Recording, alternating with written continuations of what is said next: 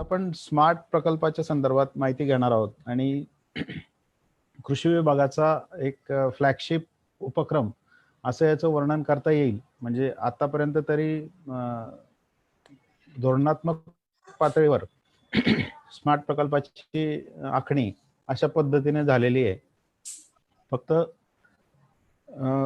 अजून तरी शेतकऱ्यांपर्यंत किंवा आपल्या ॲग्रिकल्चर डिपार्टमेंटच्या यंत्रणेपर्यंत तरी हा प्रकल्प पोहोचलेला नाही.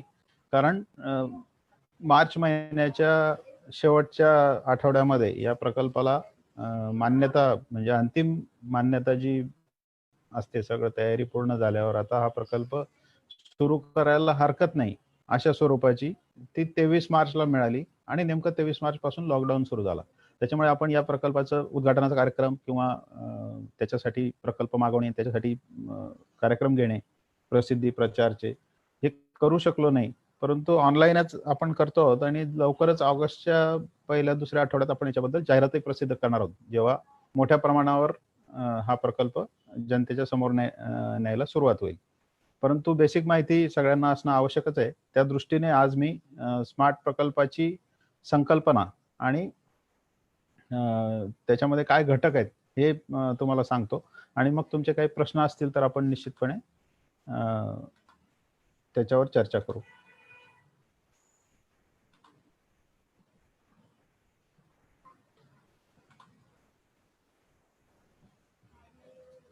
तर माननीय बाळासाहेब ठाकरेंच्या नावाने सुरू होत असलेला हा प्रकल्प माननीय बाळासाहेब ठाकरे कृषी व्यवसाय व ग्रामीण परिवर्तन. आता याचं स्मार्ट कसं झालं हा प्रश्न कदाचित तुम्हाला पडला असेल. तर हा प्रकल्पाचं नाव आधी state of Maharashtra's agri business and rural transformation असं होतं. ते बदलून आपण केलेलं असलं तरी स्मार्ट हे नाव आपण शॉर्ट फॉर्म कायम ठेवलेला आहे. स्मार्ट हा प्रकल्प प्रामुख्याने मूल्यसाखळी विकास या संकल्पनेवर आधारित आहे आणि मूल्यसाखळीचा विचार केला तर मग शेतीविषयक अनेक समस्या सोडवण्यासाठी आपण या प्रकल्पामध्ये उपाययोजना करू शकतो. कारण आपल्याला माहिती आहे की आपण उत्पादकता वाढीसाठी आतापर्यंत प्रयत्न करत आलो आहोत. परंतु एकीकडे उत्पादन वाढलं, उत्पादकता वाढली, उत्पादन वाढलं की बाजारभाव पडतात आणि शेतकऱ्याला नुकसान होतं. म्हणजे जास्त उत्पन्न घेऊन सुद्धा नुकसान होतं आणि कमी उत्पन्न आलं तरी नुकसान होतं. तर याच्यावर कुठेतरी एंड टू एंड उपाययोजना करणं आवश्यक होतं. म्हणून या प्रकल्पाची आखणी केलेली आहे आणि त्याचा गाभा मूल्य साखळी विकास हा आहे. तर मुळात मूल्य साखळी म्हणजे काय आणि हे धोरण नक्की कुठून पुढे आलं.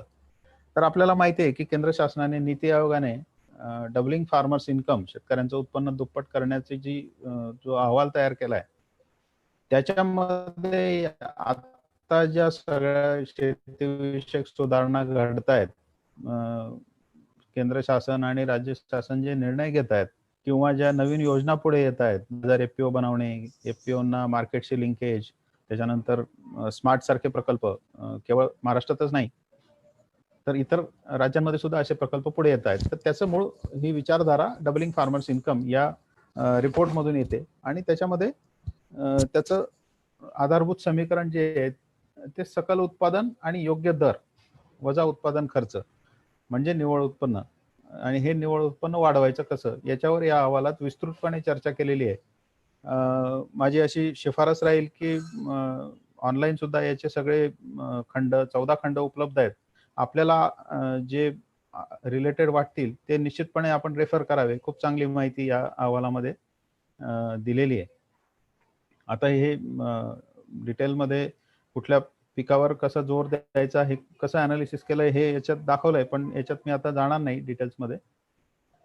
तर या सुधारणांच्या या रेट्यामध्ये गेल्या महिन्यात केंद्र शासनाने जे 2-3 निर्णय घेतले त्याच्यातले आता आपल्याला मार्केट लिंकेजसाठी आवश्यक असणारे आणि खूप महत्वाचे असे निर्णय आहेत. एक पहिला निर्णय जो झाला तो अत्यावश्यक वस्तू कायद्यामधला बदल. त्याच्यामध्ये अन्नधान्य, कडधान्य, तेलबिया, खाद्यतेल, कांदा आणि बटाटा या सगळ्या अत्यावश्यक वस्तूवर जे लिमिट होते इसेन्शियल कमोडिटीज ऍक्ट मध्ये ते काढून टाकले गेले आणि त्याचा अन्वयार्थ असा आहे की या पिकांशी किंवा या कमोडिटीशी संबंधित जे काही उद्योग आहेत, निर्यात असतील, प्रक्रिया असतील, साठवणुकीशी संबंधित असतील, त्यांच्यामध्ये मोठ्या प्रमाणावर गुंतवणूक येईल.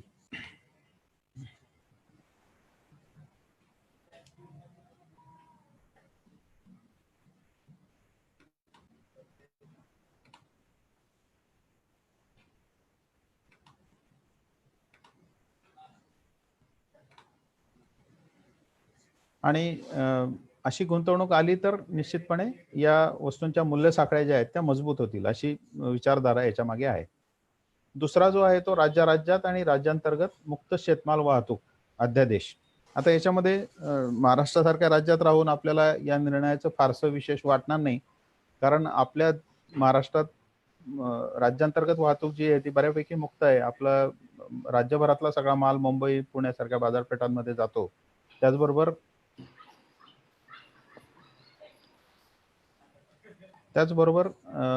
देशाबाहेर आपल्या राज्याबाहेर सुद्धा आपण माल पाठवतो, दिल्लीसारख्या, कलकत्त्यासारख्या बाजारपेठांमध्ये. त्याच्यामुळे आपल्या राज्याच्या कायद्याची याला फारशी अडचण नाही, पण इतर राज्यांमधले कायदे आणि तिथल्या बाजार समित्यांचे मोनोपली याच्यामुळे राज्यांतर्गत जी वाहतूक आहे त्याच्यात अडचणी होत्या आणि केंद्राने हा अध्यादेश काढून त्या अडचणी आता कमी केल्या आहेत. एक भारत एक बाजारपेठ निर्माण करण्याकडे याचा ही पायाभरणी आहे असं म्हणता येईल. तिसरा जो निर्णय आहे तो ज्याच्यावर थेटपणे स्मार्ट सारखे प्रकल्प उभे आहेत, तो म्हणजे शेतकऱ्यांना खरेदीदारांशी थेट व्यवहार करण्यास चालना देणारा अध्यादेश.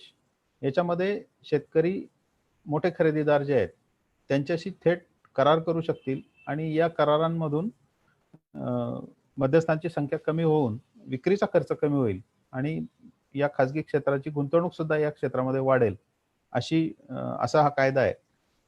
आता आपण असा विचार करू शकतो की याच्यापूर्वी आडकाठी होती का? तर नाही. शेतकऱ्यांनी थेट खरेदीदारांशी करार करण्याला याच्यापूर्वी सुद्धा अडचण नव्हती. किंबहुना करार शेती हा एक कलम आपल्या राज्याच्या एपीएमसी ऍक्टमध्ये होतच.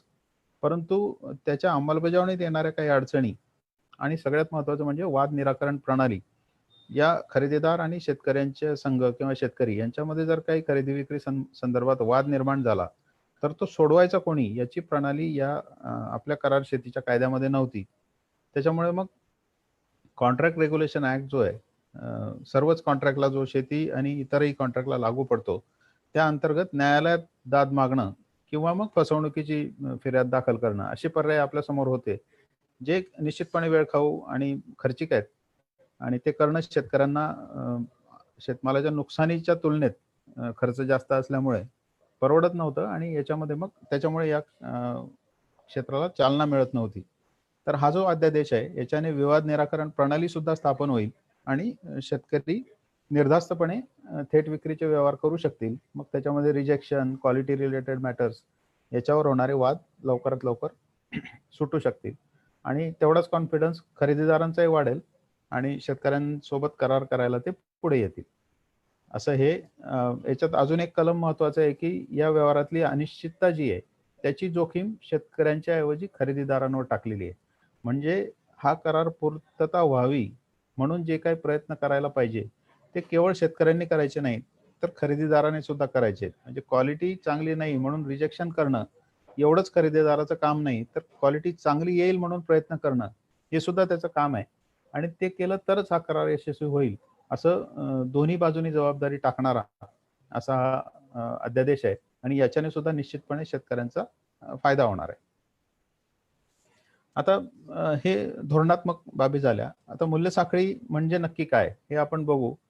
मूल्य साखळी हा तसा सोपा विषय आहे की शेतमालाची उत्पादनापासून तर ग्राहकाने त्याचं उपभोग घेईपर्यंत ज्या काही घटना घडतात, त्या शेतमालाचं ग्रेडिंग, पॅकिंग होतं, थोडी प्रक्रिया होते, ट्रान्सपोर्ट होतो, स्टोरेज होतो, या सगळ्या गोष्टी आणि त्याच्यात या प्रक्रियेमध्ये शेतमालाची मालकी बदलत जाते, एका घटकाकडून दुसऱ्या घटकाकडे जाते.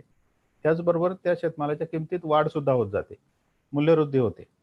ह्या सगळ्या घटकांची साखळी म्हणजे मूल्य साखळी. आता याचं सिग्निफिकन्स काय आहे, तर आपण आपला शेतमाल हा बल्कमध्ये म्हणजे जो काही शेतात उत्पादित झाला त्याचे पोते भरून म्हणा, ट्रॅक्टर भरून म्हणा, क्रेट भरून म्हणा, बाजारात होलसेल बाजारात विकतो. मग तिथून पुढे काय होतं त्याचा अभ्यास आपण सहसा करत नाही.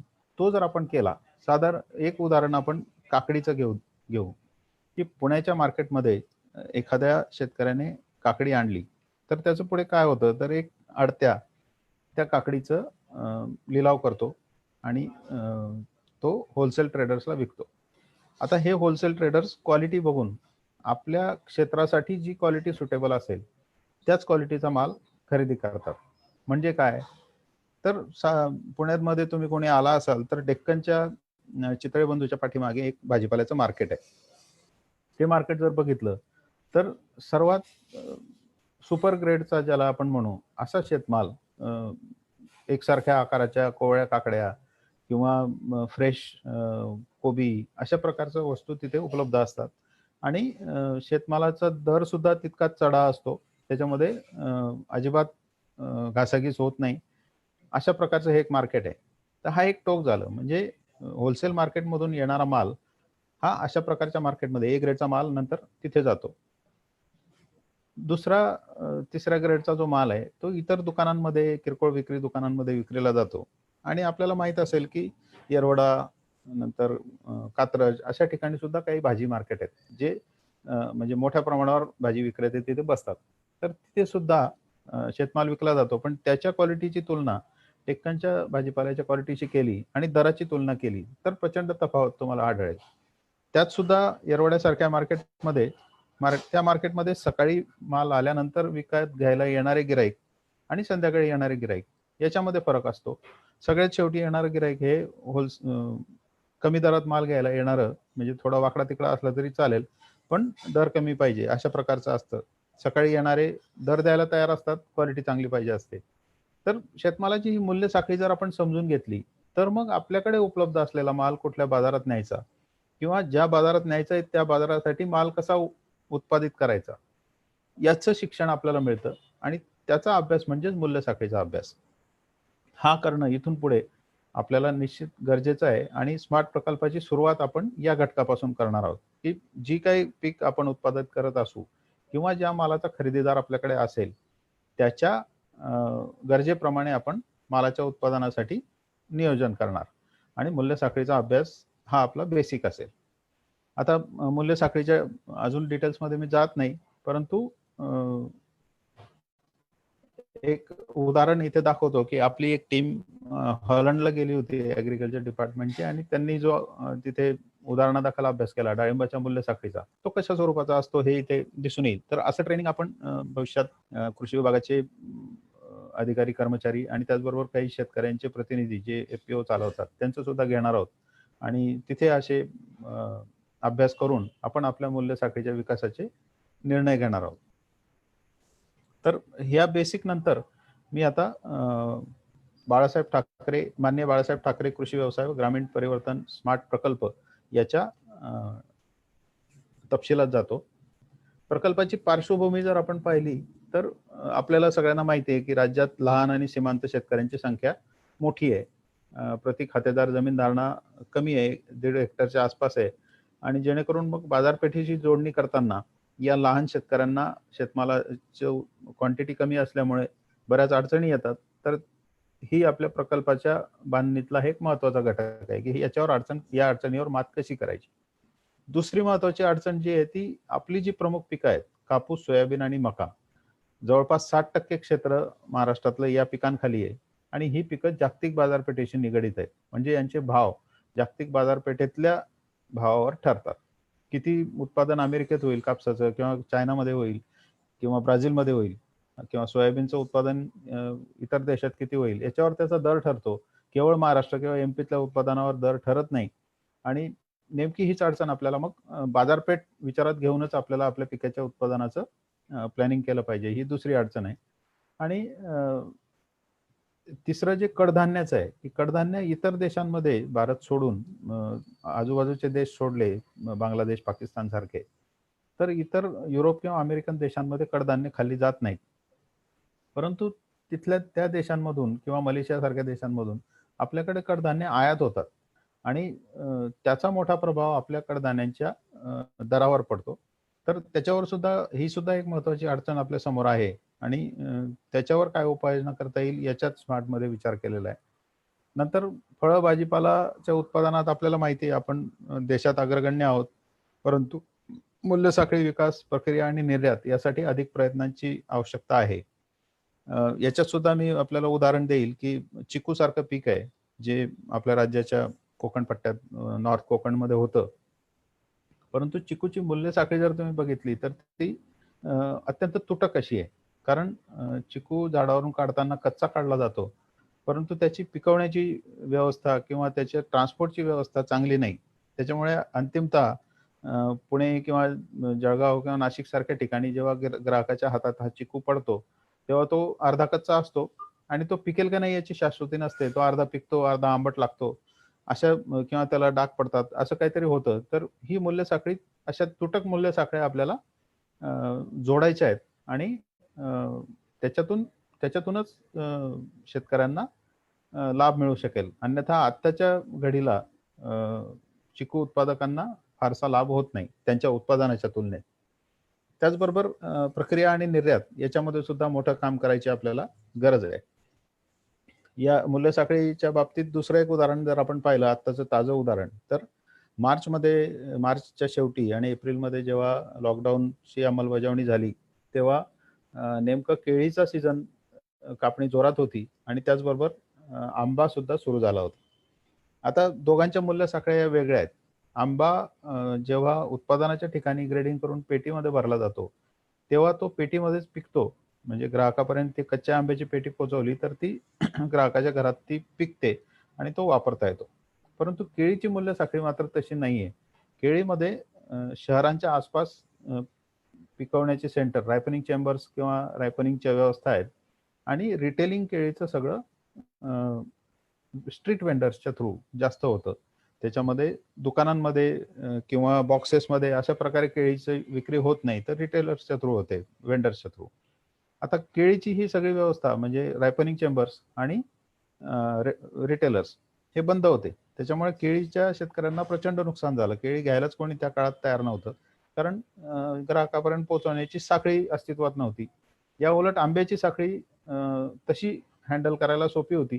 त्याच्यामुळे थेट सोसायट्यांमध्ये विक्री होऊन आंब्याची विक्री चांगली झाली. तर म्हणजे मूल्य साखळीतली ही त्रुटी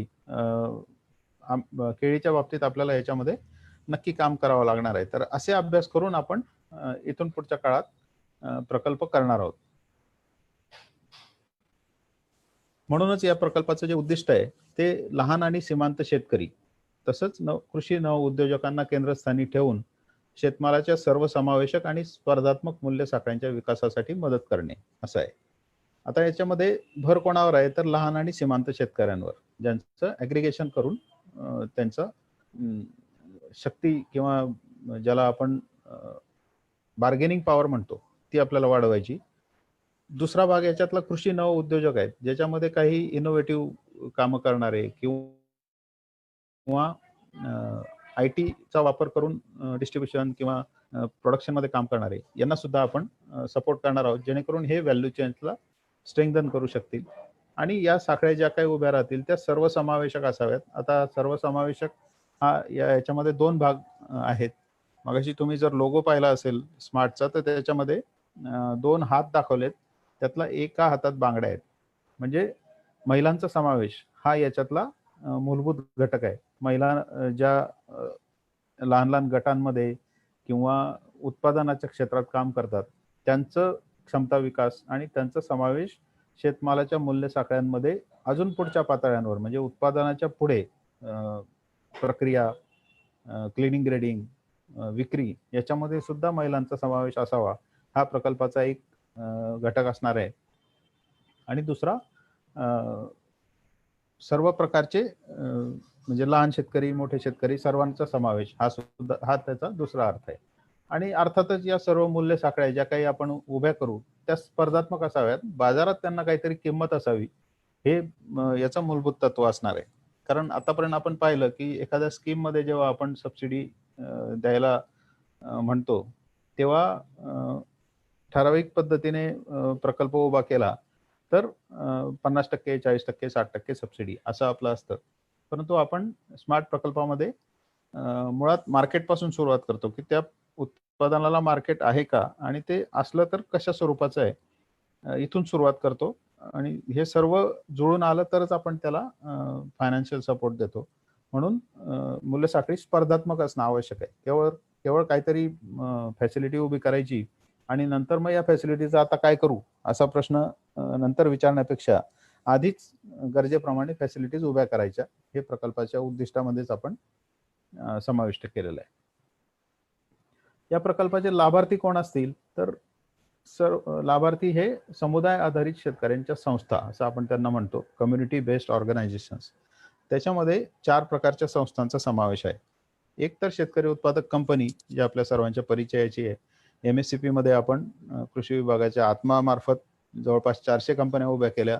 त्या व्यतिरिक्त सुद्धा राज्यामध्ये 1,500 कंपन्या सुरू झाल्या इतर प्रकल्प आणि खाजगी संस्थांच्या NGOच्या माध्यमातून. तर अशा प्रकारे जवळपास 2,000 कंपन्या आपल्याकडे राज्यामध्ये आहेत आणि अजूनही पुढे आता केंद्र शासनाची योजना आली आहे, तर त्यातून काही कंपन्या तयार होतील. अशा हे मोठ्या प्रमाणावर शेतकरी उत्पादक कंपन्या आपल्याकडे आहेत.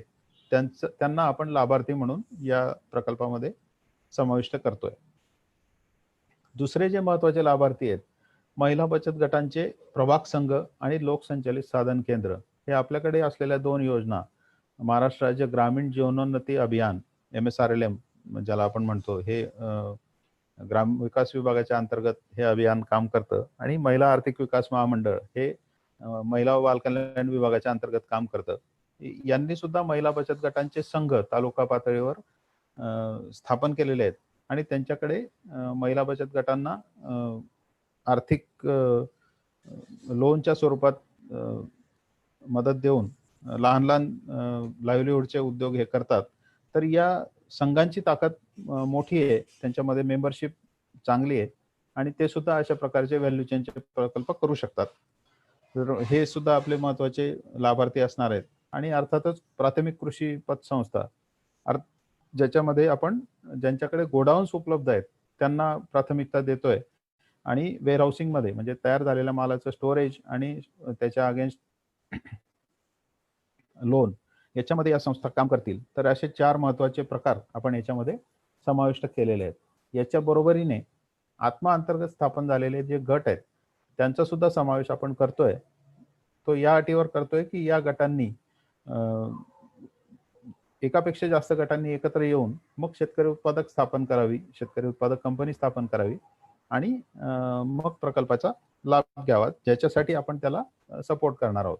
की शेतकरी उत्पादक कंपनी स्थापन करण्यासाठी जो काही मदत लागेल ती सुद्धा प्रकल्पामधून किंवा आता आपल्याला केंद्र शासनाच्या योजनेतूनही घेता येईल. तर असे हे 5 घटक आपले लाभार्थी असतील. इंडिव्हिज्युअल लाभार्थ्याला या प्रकल्पामधून मदत मिळणार नाहीये. तो कुठल्या तरी गटाचा सदस्य असेल तरच मदत मिळेल. आणि दुसरं खरेदीदार जे आहेत, ज्यांना प्रक्रिया करायची आहे किंवा निर्यात करायची आहे, त्यांना या प्रकल्पातून फायनान्शियल सपोर्ट नाहीये. केवळ शेतकऱ्यांशी जोडणी त्यांना उपलब्ध करून दिली जाईल. परंतु त्यांच्या प्रकल्पांना जी काही मदत लागेल ती मिनिस्ट्री ऑफ फूड प्रोसेसिंग किंवा आपला मुख्यमंत्री अन्न प्रक्रिया नंतर एशियन डेव्हलपमेंट बँकेचा एक प्रकल्प येऊ घातलेला आहे. त्यांच्यामधून त्यांना त्या प्रकल्पांसाठी सबसिडी मिळू शकेल फूड पार्क सारख्या स्कीम मधून. तर अशी या प्रकल्पाची ही योजना आहे. एकूण 2100 कोटी रुपयाचा हा खर्चाचा हा प्रकल्प आहे जो 7 वर्ष चालणार आहे.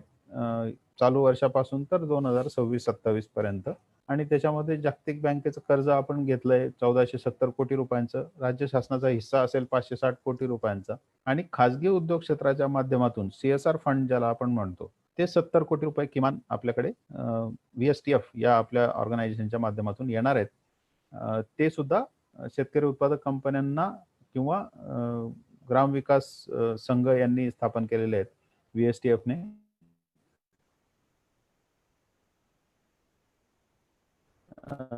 त्यांच्या फॅसिलिटीजसाठी किंवा त्यांच्या प्रशिक्षणासाठी वापरले जातील. तर अशा रीतीने खाजगी उद्योग क्षेत्राचा सुद्धा सहभाग या प्रकल्पामध्ये पहिल्यांदाच एखाद्या सरकारी प्रकल्पात खाजगी उद्योग क्षेत्राचा सहभाग ठेवलेला आहे.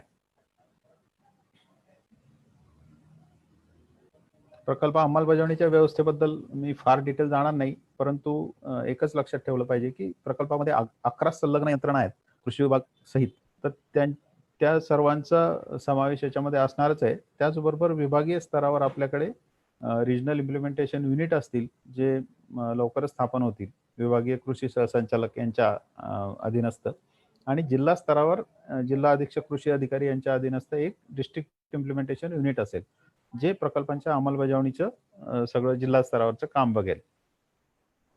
11 विभाग जे आहेत ते आपण जर बघितले तर कृषीशी संबंधित सर्व गोष्टींचा समावेश याच्यामध्ये आहे. आत्मा संचालनालय कृषी विभाग हा नोडल विभाग आहे आणि नोडल विभागाच्या वतीने आत्मा संचालनालय या प्रकल्पाची अंमलबजावणी राज्यात करेल. या अंतर्गत आत्माची जी काही यंत्रणा आपल्या राज्यामध्ये आहे, तिचं बळकटीकरण सुद्धा अपेक्षित आहे. ग्राम विकास विभागाच्या 2 यंत्रणा याच्यामध्ये आहेत. MSRLM चा उल्लेख मी मगाशी केला आणि VSTF ग्राम सामाजिक परिवर्तन फाउंडेशन यांचं मराठवाडा आणि विदर्भात बरंच काम आहे. तर आणि CSRच्या माध्यमातून हे काम करतात ग्राम विकासाचं. तर ही यंत्रणा सुद्धा आपल्या प्रकल्पामध्ये अंमलबजावणी यंत्रणा म्हणून समाविष्ट आहे. पशुसंवर्धन विभाग याच्यामध्ये आहे. पशुसंवर्धनाचे शेळीपालन आणि बॅकयार्ड पोल्ट्री असे 2च घटक या प्रकल्पामध्ये ठेवलेले आहेत. तर त्यांची अंमलबजावणी पशुसंवर्धन आयुक्तालयाकडून केली जाईल. पणन विभागाच्या 4 यंत्रणा याच्यामध्ये आहेत. पणन संचालनालय आहे, महाराष्ट्र कृषी पणन मंडळ आहे, नंतर महाराष्ट्र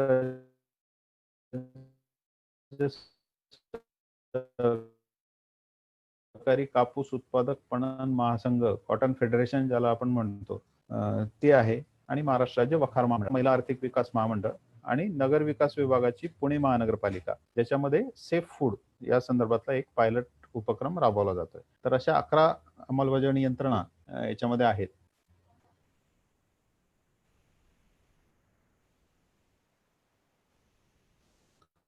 प्रकल्पाचे प्रमुख घटक 4 आहेत. कृषी व्यवसाय सुधारणांसाठी हा कृषी विभाग आणि कृषी पणन विभाग यांच्या क्षमता विकासाचा घटक आहे.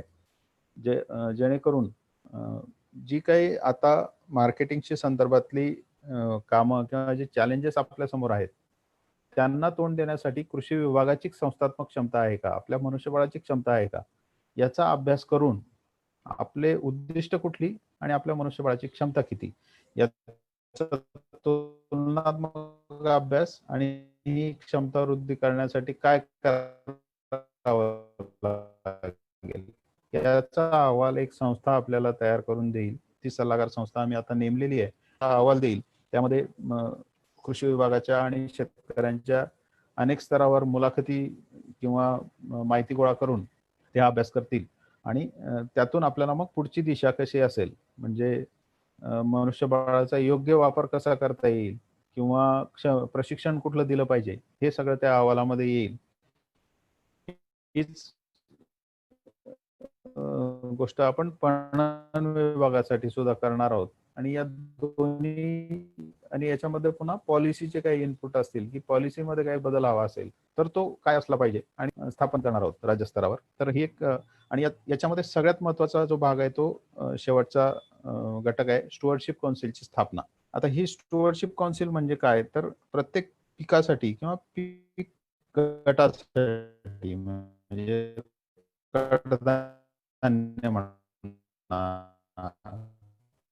किंवा तृणधान्य म्हणा, अशा पिकांसाठी इतर देशांमध्ये जर प्रगत देशांमध्ये आपण संस्था किंवा स्टुअर्डशिप काउन्सिल या त्यासाठी काम करतात, ज्याच्यामध्ये उत्पादक शेतकऱ्यांपासून इनपुट सप्लायर्स पासून तर प्रोसेसिंग आणि एक्सपोर्ट करणाऱ्या उद्योगांपर्यंत सगळ्या घटकांचं मेंबरशिप असतील, तर त्या संदर्भातले निर्णय किंवा शिफारसी करतात आणि त्या आधारे मग पुढे काम चालतं. आता उदाहरण आपण घेतलं की द्राक्षाची मूल्य साखळी आपल्याकडे आहे, आपण द्राक्षाची निर्यात करतो, पण आपण जी निर्यात करतो ती आपल्याकडे असलेल्या सोनाका, थॉम्सन सीडलेस किंवा अजून काही नवीन व्हरायटी झालेल्या असतील त्यांच्या बळावर करतो. पण अशी परिस्थिती आता समोर यायला लागली आहे की जागतिक पातळीवर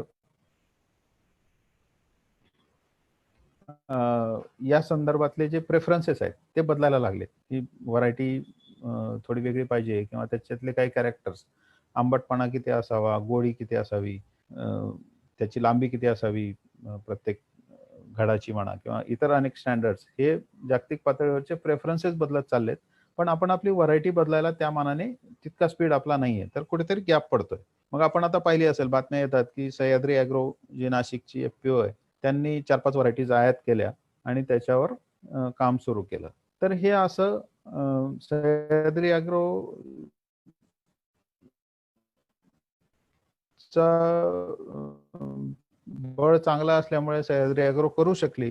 परंतु इतर पिकांच्या बाबतीत असं होईलच याची काही गॅरंटी नाही. तर ते होणं सुलभ व्हावं म्हणून आपण प्रत्येक महत्त्वाच्या पिकांच्या गटांसाठी स्टुअर्डशिपला मग हे स्टुअर्डशिप काउन्सिल स्वतंत्रपणे कार्यरत राहतील अशी अपेक्षा आहे. म्हणजे हे स्टुअर्डशिप काउन्सिल आपल्या पिकांच्या जे काही लाभधारक आहेत, इनपुट सप्लायर्स पासून तर एक्सपोर्टर्स पर्यंत, यांच्यासाठी काही ट्रेनिंग म्हणा किंवा काही सपोर्ट सर्व्हिसेस देतील. त्यातून त्यांची कमाई होईल आणि त्यातून मग या स्टुअर्डशिप काउन्सिल कायमस्वरूपी चालतील.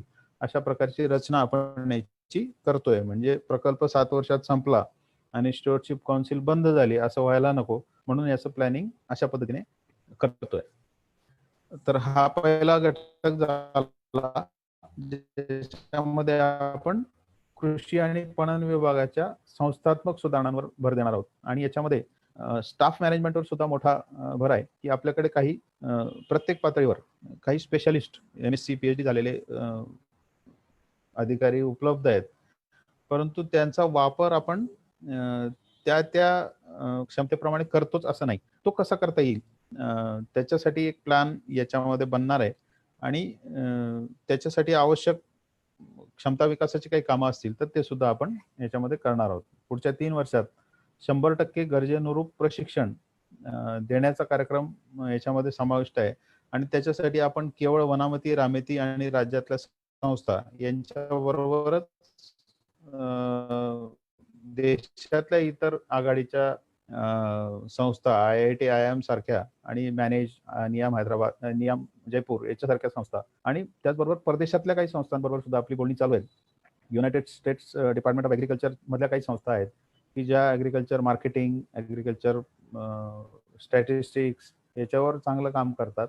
त्यांचं एक्सपर्टाईज आपण इथे आणणार आहोत. नंतर हॉलंडमध्ये VHL युनिव्हर्सिटी किंवा आता अमेरिकेतल्या 1-2 युनिव्हर्सिटीज बरोबर आपलं बोलणं चालू आहे, की ज्याच्यातून आपण नीड बेस्ड आपल्याला त्यांचे तज्ञ किंवा आपले काही लोक तिथे प्रशिक्षणाला पाठवणे, अशा प्रकारचे कामं पुढच्या 3 वर्षात होणार आहेत प्रकल्पाच्या अंतर्गत. दुसरा जो घटक आहे, जो सगळ्यात मोठा घटक आहे प्रकल्पातला, तो मार्केट ॲक्सेसचा.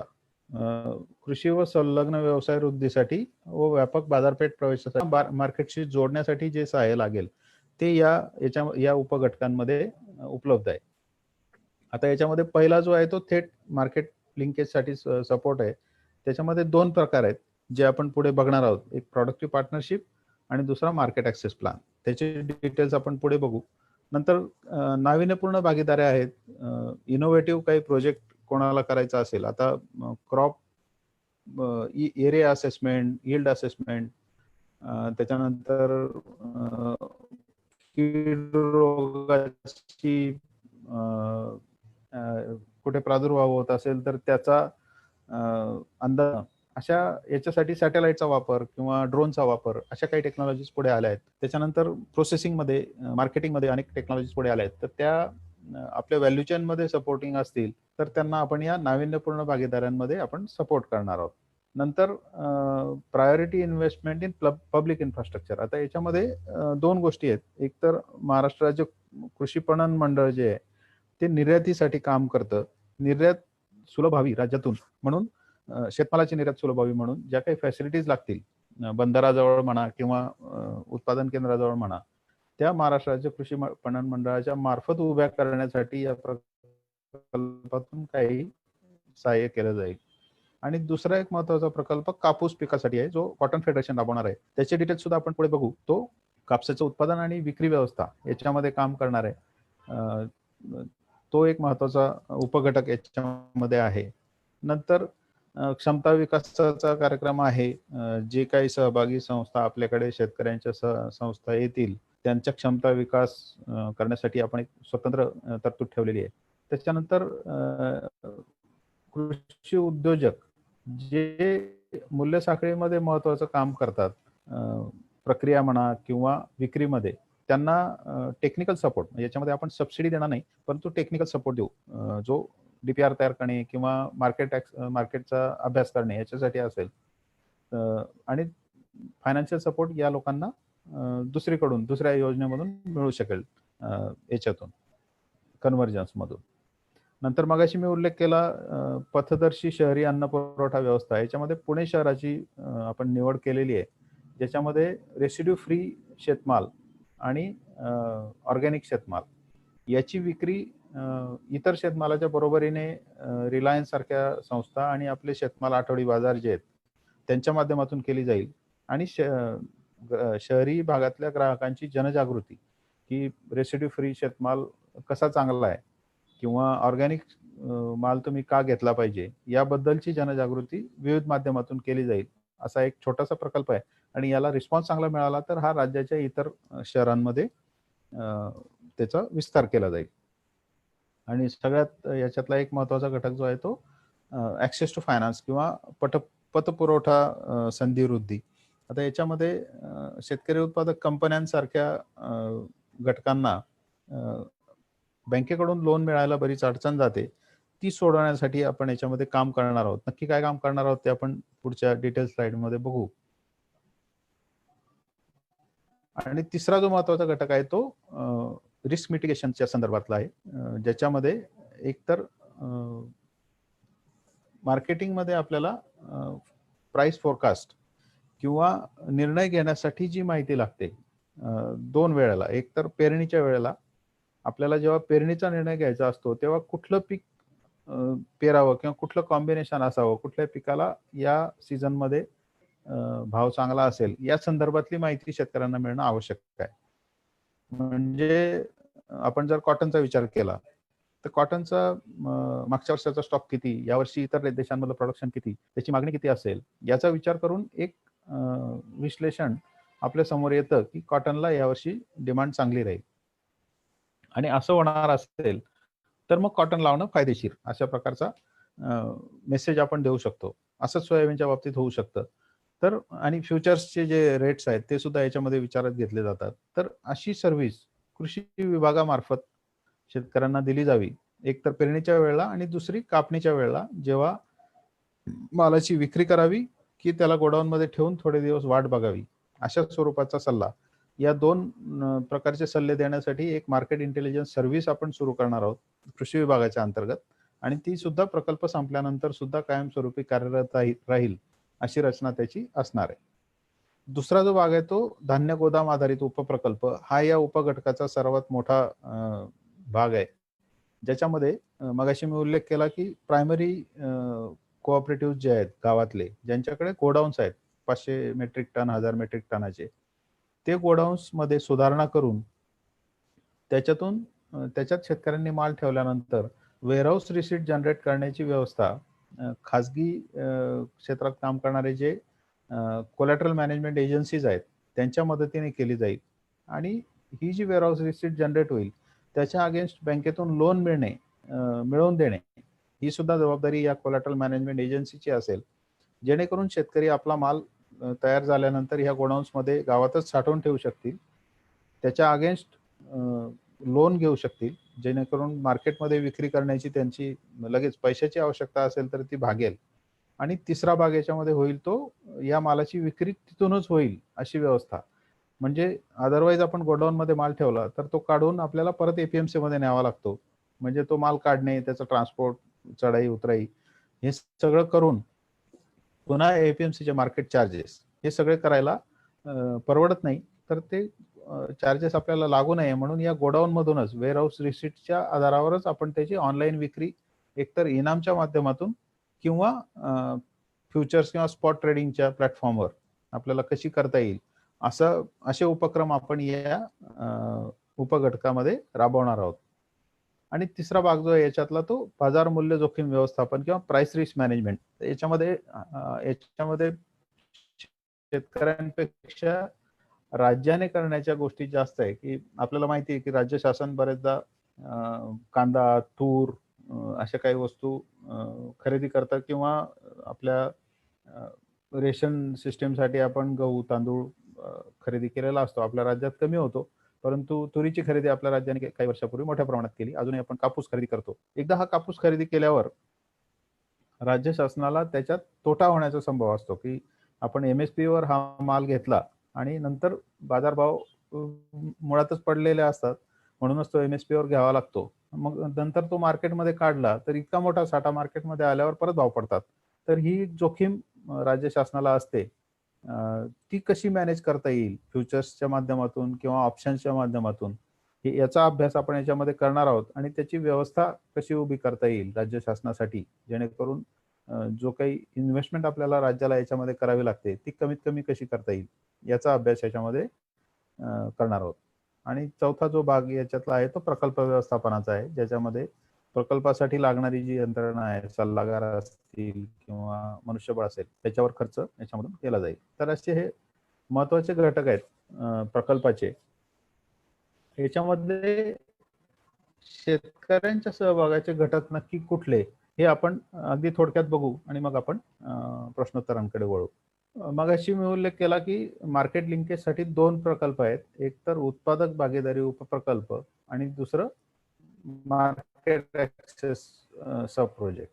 उत्पादक भागीदारी उपप्रकल्पामध्ये खरेदीदार हा निश्चित असणं आवश्यक आहे.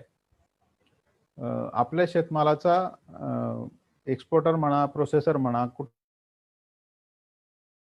खरेदीदार निश्चित असेल आणि आपण दिलेला माल त्याने सांगितलेल्या दर्जाचा, त्या सांगितलेल्या क्वांटिटीचा असेल, तर तो घ्यायला तयार असेल, तर अशी भागीदारी आपण त्याच्यावर डिटेल प्रोजेक्ट रिपोर्ट तयार करून ती पुढे नेऊ शकतो या प्रकल्पाच्या अंतर्गत.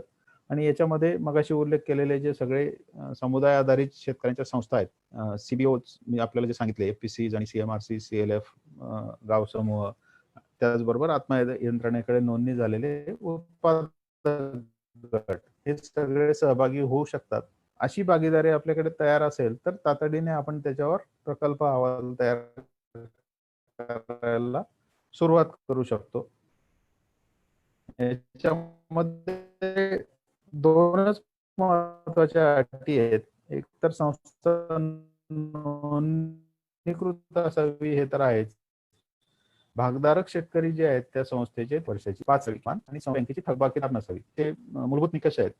याच्यामध्ये जो काही प्रकल्प अहवाल तयार होईल, त्याच्यामध्ये इन्फ्रास्ट्रक्चर फॅसिलिटी ज्या असतील, grading, cleaning, pack house, godown, याच्यासाठी जास्तीत जास्त 60% फायनान्शियल सपोर्ट प्रकल्पाअंतर्गत मिळेल. उर्वरित 40% संस्थेने उभे करायचे आहेत. त्याच्यासाठी लोन घेणं आवश्यक नाहीये. लोन घेतलं तर त्याला प्रकल्पाकडून सपोर्ट मिळेल, परंतु लोन घेणं म्हणजे बॅक एंडेड सबसिडीचा हा कार्यक्रम नाहीये.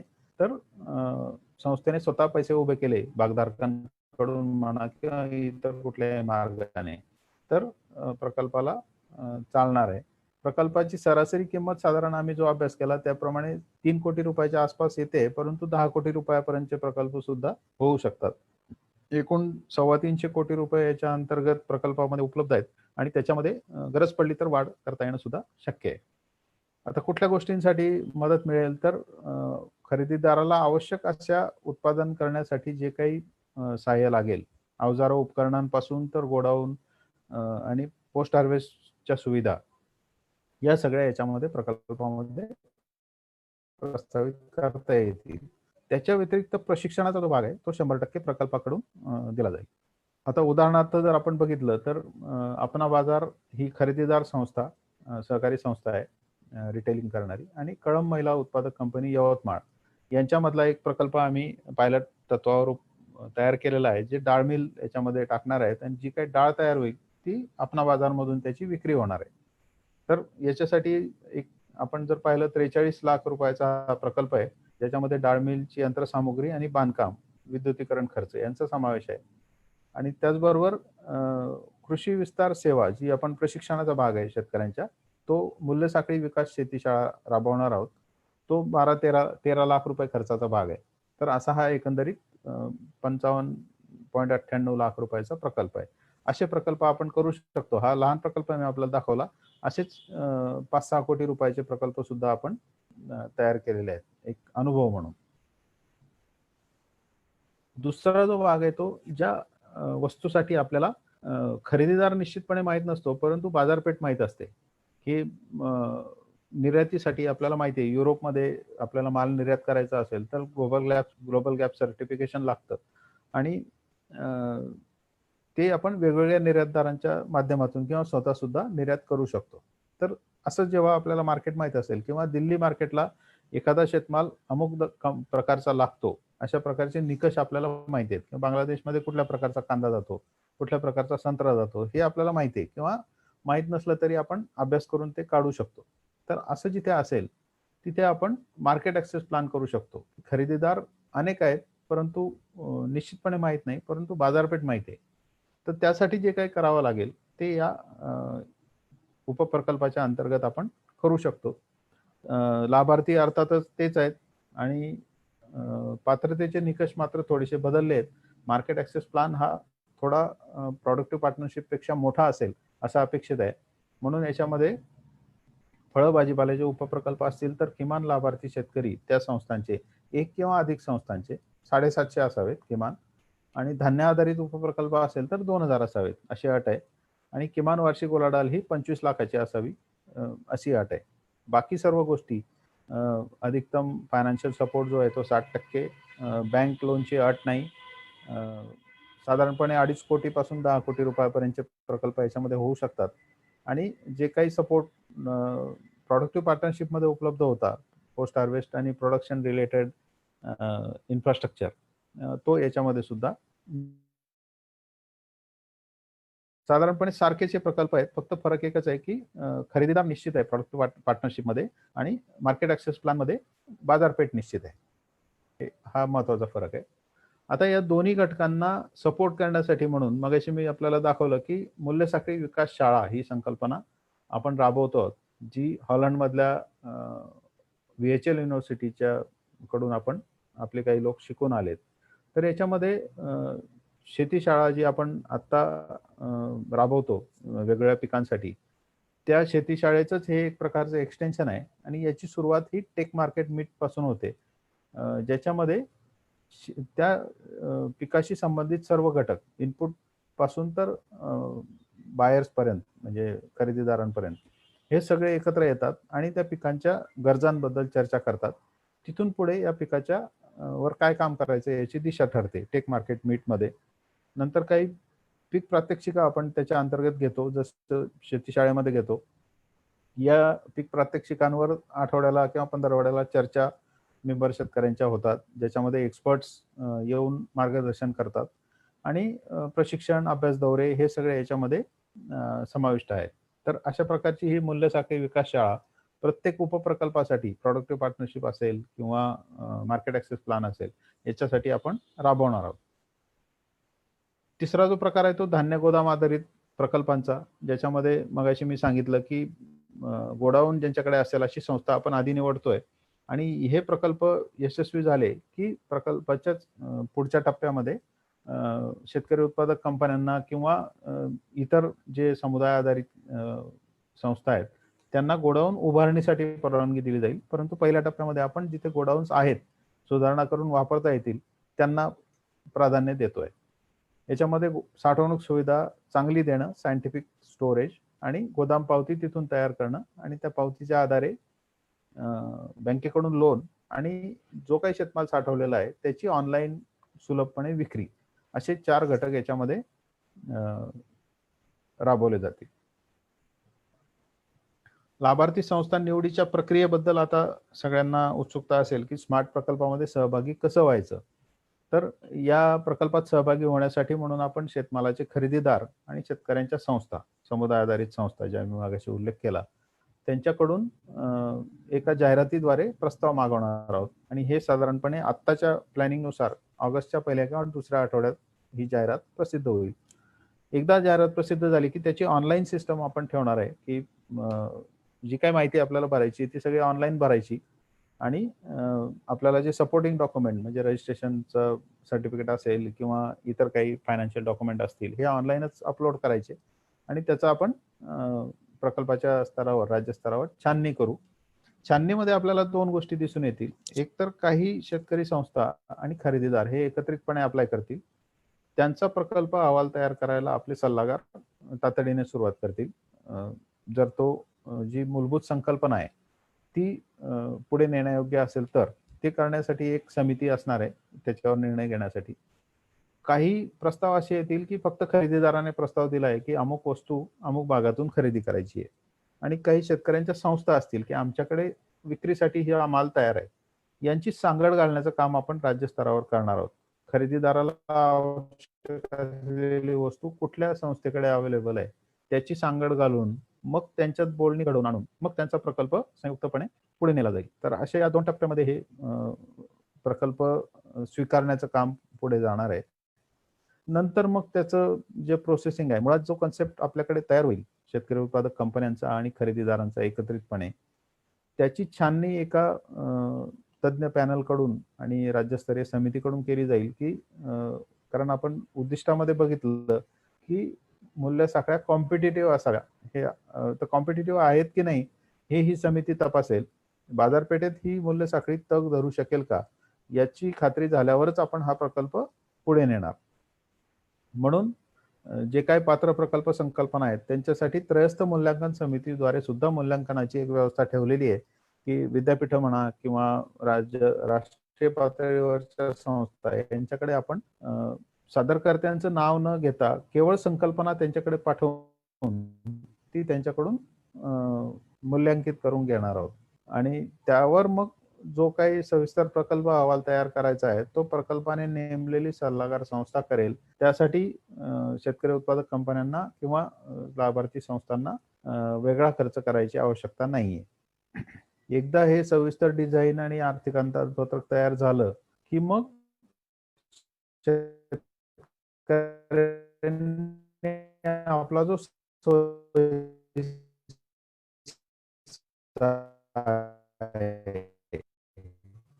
त्याच्यामध्ये टक्के मिळतील. त्याच्या व्यतिरिक्त 40% जो आहे पडताळणी करेल. उपप्रकल्पामध्ये केली आहे किंवा जी काही संस्थेने सांगितलंय की अशा प्रकारचं उत्पादन होतं. त्याची प्रत्यक्ष तपासणी, पडताळणी होईल, प्रमाणीकरण होईल आणि मग प्रकल्पाच्या अंमलबजावणीला सुरुवात केली जाईल.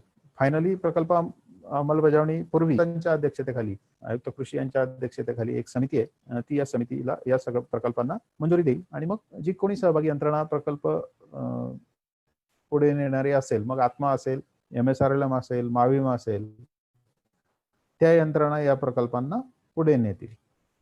अशा प्रकारची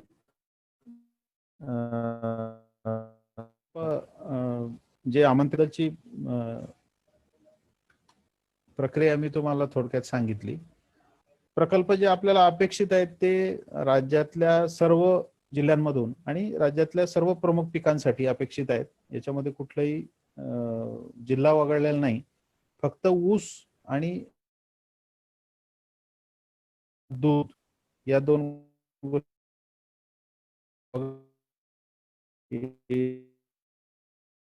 नाही. शेळी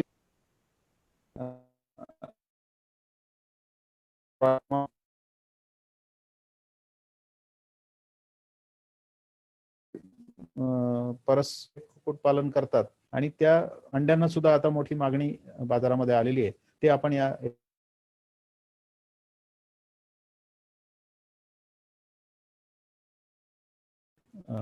बॉयलर आपण वगळले आहेत. बाकी सर्व पिकांसाठी आपण सर्व जिल्ह्यांमधून प्रकल्प तयार करू शकतो.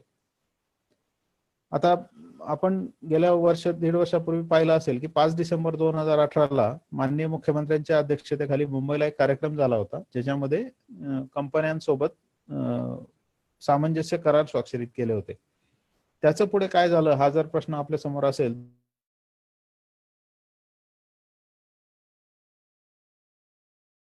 वॉलमार्ट सारख्या होत्या आणि जे काही कडधान्य, कापूस, सोयाबीन यासारख्या पिकांमध्ये या कंपन्या समोर आलेल्या होत्या. ते प्रकल्प आपण पुढे शेतकरी उत्पादक कंपन्यांच्या सोबत त्याचं डिटेलिंग करून ते पुढे नेले आणि 31 प्रकल्प त्याच्यामध्ये साधारण 134 कोटी रुपये खर्चाचे तयार केले.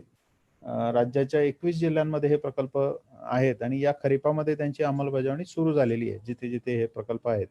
साधारणपणे 85 शेतकरी संस्था याच्यामध्ये सहभागी आहेत. यातल्या 31 पैकी 29 प्रकल्पांना राज्यस्तरीय समितीने मान्यता दिली आहे. तर त्याची अंमलबजावणी आणि त्याच्या व्हॅल्यू चेन डेव्हलपमेंट स्कूल आपण यावर्षी सुरू केलेले आहेत. त्याचे डिटेल्स इथे आहेत. मी डिटेल्समध्ये जात नाही. परंतु एक पायलट म्हणून आपल्याला या प्रकल्पामध्ये कशा प्रकारचे अडचणी येऊ शकतात किंवा कशावर काम केलं पाहिजे याचा चांगला अनुभव राज्यस्तरावर आपल्याला याच्यामध्ये मिळाला आहे.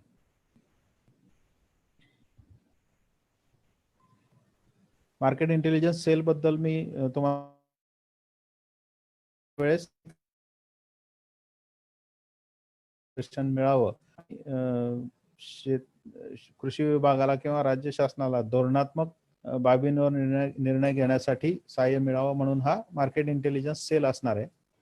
कापूस मूल्य साखळी विकास प्रकल्प हा याच्यामध्ये मराठवाडा आणि विदर्भासाठी महत्वाचा प्रकल्प आहे. स्मार्ट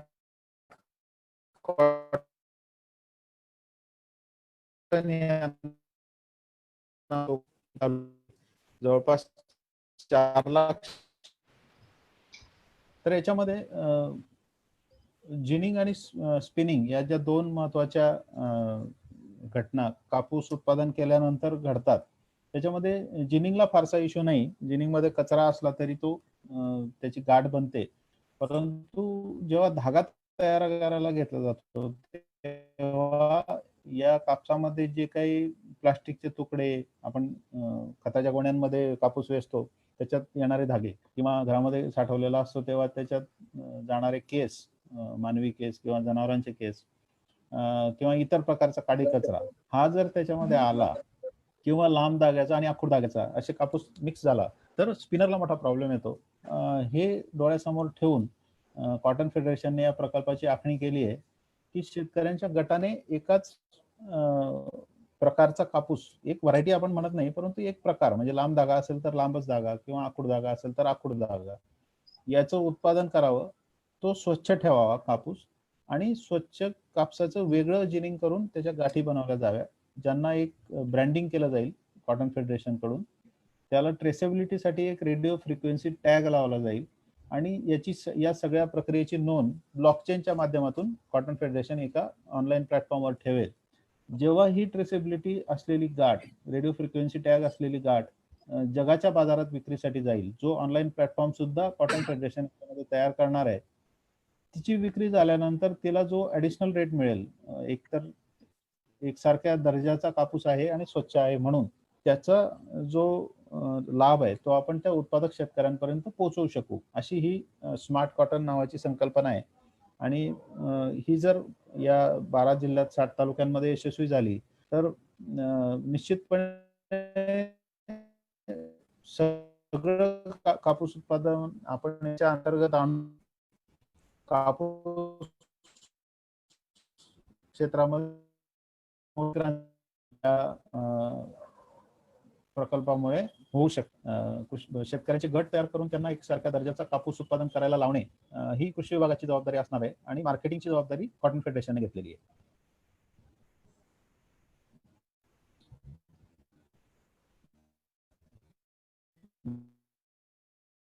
नाविन्यपूर्ण प्रकल्पांबद्दल मी तुम्हाला सांगितलं की नवीन व्हरायटीज सुद्धा आपल्याला याच्यामध्ये आयात करता येतील किंवा काही नवीन टेक्नॉलॉजी च्या अंतर्गत आपण आणू शकू. उद्योजकांना, कृषी उद्योजकांना आपण सहकार्य याच्यामधून ट्रेनिंग म्हणा किंवा डिटेल प्रोजेक्ट रिपोर्ट तयार करणं म्हणा याच्यातून देणार आहोत. आणि ऍक्सेस टू फायनान्स हा शेवटचा घटक मी तुम्हाला थोडक्यात सांगायचा होता.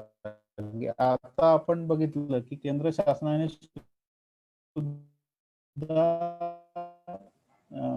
इंटरेस्ट सबवेन्शन 3% शेतकरी उत्पादक कंपन्यांना व्याजा, त्याच्या आधी पार्शियल क्रेडिट गॅरंटी. आपल्याला SFSC ची योजना माहिती आहे की ज्याच्यामधून शेतकरी उत्पादक कंपन्या जे काही कर्ज बँकेकडून घेतील त्याची गॅरंटी SFSC घेते, कोलॅटरल सिक्युरिटी ते देतात. तर परंतु सगळ्या कंपन्यांना ही कोलॅटरल सिक्युरिटी मिळू शकत नाही, त्याच्या अटी काही प्रमाणात पूर्तता करणं कंपन्यांना जड जातं. तर याच्यामध्ये सुलभता आणणं आणि आवश्यकता असेल तर आपण स्वतः म्हणजे राज्य शासन अशा प्रकारची गॅरंटीची व्यवस्था उभी करू शकेल का, याचा अभ्यास आपण करणार आहोत. आणि जर तशी गॅरंटीची व्यवस्था उभी केलीच तर आपल्याला IFC इंटरनॅशनल फायनान्स कॉर्पोरेशन जे आहे, वर्ल्ड बँकेचीच एक सिस्टर कन्सर्न आहे, जी याच्यामध्ये आपण जो काही निधी टाकू त्याच्या 10 पट निधी गुंतवायला तयार आहे आणि त्याच्या अंतर्गत आपण शेतकरी उत्पादक कंपन्यांना कर्ज मिळण्यामध्ये सुलभता आणण्यासाठी प्रयत्न करणार आहोत. तर इथून पुढच्या काळात शेतकरी उत्पादक कंपन्यांना कर्ज मिळायला जी अडचण जाते किंवा संचालक मंडळाला आपली वैयक्तिक मालमत्ता गहाण ठेवायला लागते, तसं करावं लागणार नाही आणि प्रकल्पामध्ये गुंतवणूक करायला सुलभ होईल. अशा प्रकारे हा कॉम्पोनंट याच्यामध्ये काम करणार आहे. आणि याच्याच बरोबर आपण शेतकरी उत्पादक कंपन्यांसाठी एक मूल्यांकन व्यवस्था, आपल्याला सगळ्यांना माहिती आहे की आपलं सिबिल मूल्यांकन वैयक्तिक स्वरूपात आपलं असतं की आपल्याला कुठलं लोन घ्यायचं असेल, अगदी कंझ्युमर लोन असेल किंवा कुठली वस्तू घ्यायची असेल किंवा होम लोन घ्यायचं असेल, तर हे सगळे लोन देणारी ज्या बँका किंवा फायनान्शियल इन्स्टिट्यूट आहेत हे आपलं सिबिल मूल्यांकन बघतात. म्हणजे आपण पूर्वी घेतलेलं लोन किंवा क्रेडिट कार्ड हे वेळेवर त्याची परतफेड केली आहे का नाहीये याचं मूल्यांकन याच्यातून होतं. आणि जर हा स्कोर आपला कमी असेल तर बँका आपल्याला एकतर लोन देत नाही किंवा व्याजदर जास्त लावतात किंवा कोलॅटरल जास्त मागतात. तर अशा प्रकारचं मूल्यांकन शेतकरी उत्पादक कंपन्यांचं त्रयस्थ संस्थेमार्फत करून देणं आणि मग बँका हे मूल्यांकन वापरून लोन देतील. याचा दुसरा एक फायदा असा होऊ शकतो की प्रत्येक बँक या प्रकारचं मूल्यांकन करण्यासाठी आपल्या पातळीवर काही पैसा खर्च करते आणि प्रोसेसिंग फी म्हणून तो पैसा त्या लोन घेणाऱ्याकडून वसूल केला जातो. त्या खर्चामध्ये आपण या असं जर मूल्यांकन राज्यानेच करून दिलं किंवा त्रयस्थ संस्थेने करून दिलं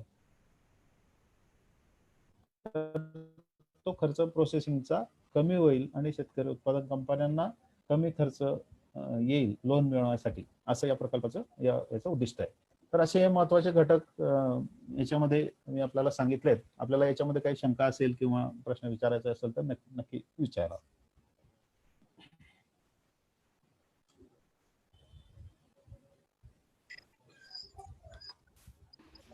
पाटील साहेब, तुमचा व्हिडिओ ऑन करू शकाल प्लीज? थँक्यू.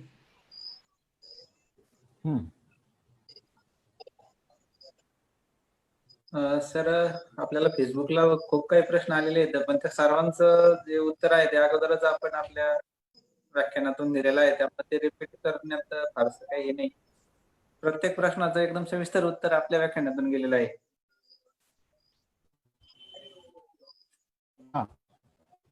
त्याच्यामुळे ते प्रश्न काही इथं वाचून दाखवत नाही आपण.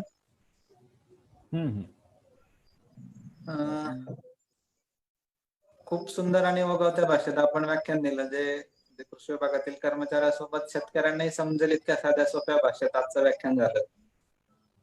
आणि एकूणच प्रकल्प पूर्ण सुरुवातीपासून काय आहे तो सारा समजून सांगितला, त्याबद्दल आपले मनपूर्वक आभार.